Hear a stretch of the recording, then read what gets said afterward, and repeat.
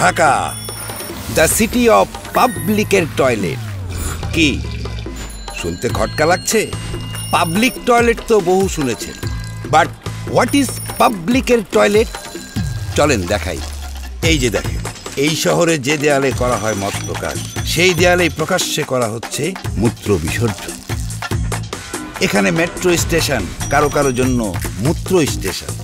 ওই যে school going মা আর ছেলে প্রতিদিন এভাবেই লং জাম্প খেলে। এভাবেই ঢাকার যে কোনো পাবলিক প্লেস হয়ে যাচ্ছে পাবলিকের টয়লেট।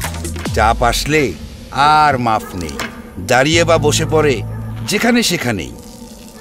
অথচ একটুখানি হেঁটে যেতে পারে পাবলিক টয়লেটে, কিন্তু না, যাবে না।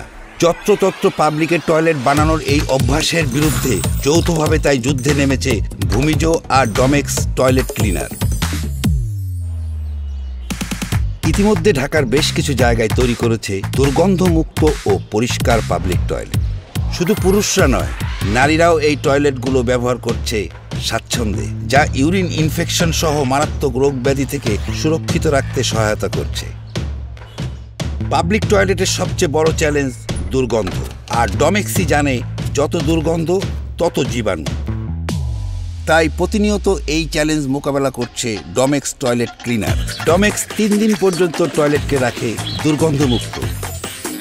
তাই তো প্রতিদিন প্রায় 10,000 মানুষ নিশ্চিন্তে ব্যবহার করতে পারছে দুর্গন্ধহীন ভূমিজ পাবলিক টয়লেট। সবাই যদি দুর্গন্ধহীন ও পরিষ্কার পাবলিক টয়লেট ব্যবহার করে, একদিন ঢাকার সব পাবলিকের টয়লেট বন্ধ হয়ে যাবে, আর ঢাকা হবে দুর্গন্ধমুক্ত ও দূষণমুক্ত এক শহর।